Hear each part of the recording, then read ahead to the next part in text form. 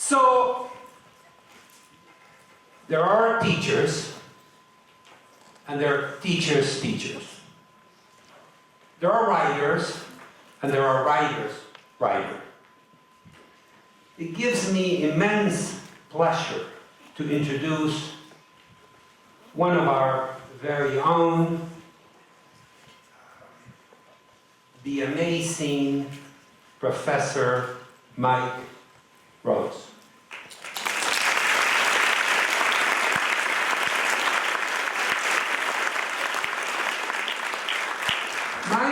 Mike was born to Italian immigrants, and here in the paper it says you were born in Altoona, Pennsylvania. I thought you were born in Red Hook. No. All right. Who are you going to believe? I guess in the current political cycle, I don't know, I may get a 50-50 chance. His parents moved to South Los Angeles when Mike was in elementary school. Mike was tracked into a general vocational curriculum in high school until his senior English teacher simply turned his life around. The teacher steered him into college. The rest is history. Here he is, one of the most brilliant, productive, authentic scholars of education in the United States. Mike has earned a bachelor's degree from Loyola University, a master's degree from USC. I didn't know about that either. And an MA in English, and a PhD in education, finally from UCLA. He has taught in a wide range of educational settings, from elementary school to adult literacy and job training programs. We're all reading his beautiful book on some of these themes. He also ran the Educational Opportunity Program Tutorial Center and the Freshman Writing Program here at UCLA. In 1994, Professor Rose joined us here at GSE&IS as a faculty member in the Social Research Methodology Division. Mike is an extraordinary public intellectual and a major citizen, muscularly engaged with our community. Professor Rose continues to share his experience in teaching the professional writing education course, a transformative course for our students and their writing. Mike has won every award there is to win. He is a member of the National Academy of Education, a recipient of the Guggenheim Fellowship, Grommet-Meyer Award in Education, and awards from the Spencer Foundation, the National Council of Teachers of English, the Modern Language Association, and the American Educational Research Association. He is the author of multiple imperative books. His titles include Lives on the Boundary, The Struggles and Achievements of Americans Under PPEA, Possible Lives, The Promise of Public Education in America, The Mind at Work, a beautiful book, Valuing the Intelligence of American Workers. Let me take a little detour because some time ago I wrote a book and we reached out to the president then, Bill Clinton, to see if he would write a little blurb for the book. And they dismissed us and they say, the president doesn't write blurbs. End of story. And then I picked Mike's book, and there is a blurb from no other than the great Bill Clinton. We gotta talk about that. We gotta talk about that. Many other books, and of course, the book that we're all reading today, Why School Reclaiming Education for All of Us. The one and only, the incomparable Mike Rose.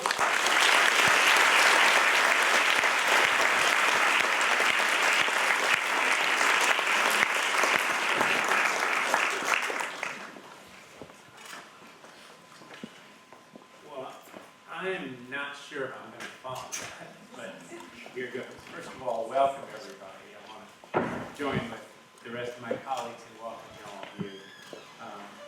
Big time congratulations to each and every one of you. Now, can you hear me okay? Am I close enough to this thing? Can you hear me up that? All right. Okay. A little bit closer, like this. Maybe. All right. Amy, thank you. What would we do without Amy? No, I think I'm good. All right, now how's that? Is that better? Now we're good? Okay, great, thanks. I'm looking at you guys in the back. You guys are my touchstone, right? All right, you're with me. I also want to thank you for reading My School. Nothing is more gratifying to an author than being read. And I've been thinking about this because you read the book already, and because of the exceptional group of discussion facilitators that you have, and I want to really give a shout out to the facilitators and thank you all for participating. It's a wonderful group of people, and I'm honored. So because of this group of facilitators, and because you've already read the book, I certainly don't need to go over the themes of the book. You're all more than capable of doing that. So I've been trying to think about it, and I decided that to kick off this discussion of why school, which, by the way, is going to take 16 minutes. I timed it, so if you get a little antsy, it won't be long. To kick this off, I decided to stand back from the book, or maybe another metaphor is to rise up to the 30,000-foot level and look at it, and to try and see some of the general things I do as a writer that might be useful to you as you begin this phase of your graduate career. So I'm going to zero in on 7 points. And you can call these habits of mind, or intellectual strategies, or principles of inquiry, or you can even just call them tricks of the trade that I have picked up over the years and I'm going to pass along to you to use in your thinking, in your writing, as you pursue your studies in student affairs, or teacher education, or in one of the 5 research divisions: urban schooling, higher education and organizational change, human development and psychology, social sciences and comparative education, and my home division, the social research methodology division. And I also understand that in the audience today there's 64 new folks in information studies, right? Now, I know you didn't have to read Why School, but I hope that these tips that I'm going to offer are going to prove useful to you as well. So with that, here we go. Here's the first of the 7 tips, and any of you who know me know that this is not going to come as a surprise. By the way, I think this thing is going to be made available to you in case you really want to, don't feel like you feverishly have to write something down if it sounds worthwhile, because I think that we'll be able to make the tape or the text available, or both. So the first observation is pay attention to your writing. Many of us in education come out of the psychological or social sciences and never had the opportunity to focus on our writing and give detailed feedback on it. But writing is an exceptionally potent tool for you, regardless of the program you're in. It's going to be invaluable in your classwork and also professionally as you see things that trouble you and you want to give voice to, or something we don't do enough, when you see things that you want to celebrate. Writing will be part of your intellectual and professional toolkit for the rest of your careers. Now, there's resources here on campus for you. There's writing courses. I mean, we've got some in the School of Education, but there's also some in other departments around campus. And students from here take those courses. We also have a graduate writing center, and it's free. It's open to all of you. And I've had a lot of students in the past who have benefited from going there, so I recommend that place as well. I also strongly recommend that you form writing groups. You form study groups all the time. Make it a writing and study group. And then, as you noticed on the back of Why School, I give you 12 tips about writing that have proven useful to me over the years. So please trust me on this, that regardless of the type of work you do and your future goals, the more effectively you can consider your audience, craft your argument, phrase, the more likely you're going to achieve those goals. Tip number 2. Make your criticisms as even-handed as you can. Because you're going to be called upon while you're here, and in many cases after you graduate, to critique a reading or to critique a policy or an educational practice. Now, don't just be a flamethrower about it.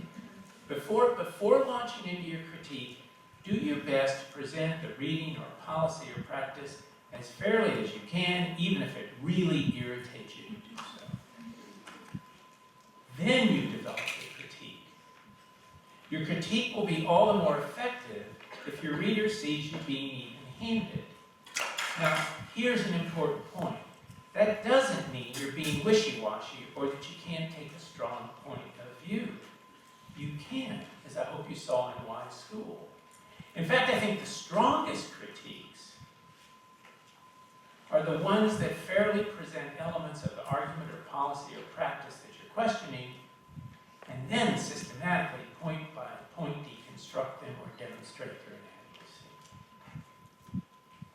Point number 3, my third tip, and this is related to number 2. Investigate the things that trouble you. Now, most of you, as part of your program here, are going to visit schools or classrooms, or libraries or archives, or tutoring or counseling sessions, or some kind of community meeting or event. Now, sometimes you're going to be really impressed with what you see. It's going to make your jaw drop, the confidence and the power that you confront. And sometimes you'll have questions. And sometimes what you see and hear is going to seem wrong-headed to you, even harmful. Try your best to find out the rationale behind what you saw. Talk to people. Don't assume. Explore.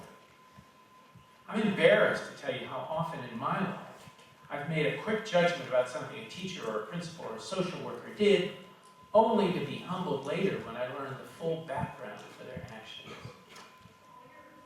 Let's say that what you find out confirms your negative judgment, because that's also going to happen. Well, then you're going to have a better understanding of what you saw, a deeper grasp of the dynamics and background factors of what troubled you, and that puts you in a better position to critique what you saw in a more substantial and principled way. Point number 4. This has to do with types of evidence. Now, I'm sure you noticed in Wise School that I rely a lot on stories and vignettes and interviews and scenes from classrooms, qualitative data. But in some chapters, there's also numbers. There's statistical data on frequencies and percentages and ratios, and there's quotations from authoritative sources, from policy reports and historical accounts and the like. Now, unfortunately, there are some folks out there that think that numbers come out of the devil's workshop, or that stories are enjoyable but unsubstantial. Nothing could be further from the truth. As a general rule, the more kinds of evidence you have to support a claim or an argument, the stronger your claim or argument is. A story or a clip of an interview can be powerful and moving, but it becomes more convincing, I think, at least in some contexts, if it is paired with a statistic that demonstrates that the story or interview is representative of a trend, is not an isolated occurrence. Likewise, statistics can be forceful, but they can gain additional strength to move people to action when they're combined with a story that touches the heart. Now, this combination of kinds of evidence, of statistic and story, is often what we see in the successful passage of public policy. Point number 5 is my 5th tip. Always remember, human behavior is complex, and certainly education is complex. There's rarely, if ever, a single explanation for anything. I mean, think about your own behavior. Can you explain with one cause or one reason why you're here? Or why you care for the people you care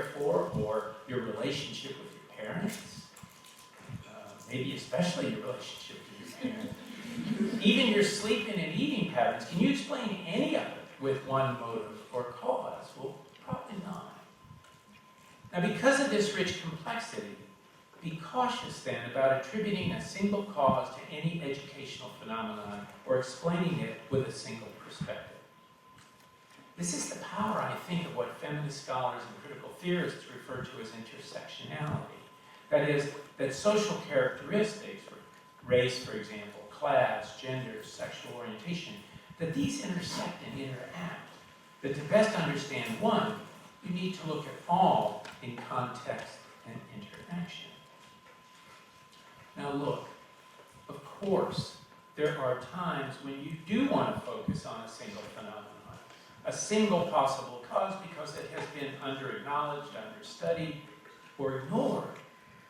We might want to shine a light on race or sexual orientation, or more specifically, we might want to focus on a single variable in, let's say, academic achievement or college-going orientation, or the acquisition of language.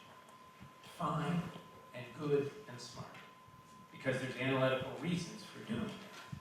But remember that the highlighted phenomenon or variable still plays out in everyday reality in concert with all the other bits and pieces of our complex lives.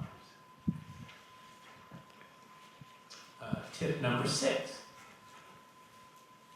Whatever it is that you're interested in or you become interested in as you study here, learn its history. You may be interested in teaching math in the primary grades or in diversifying and enriching the literature read in high school.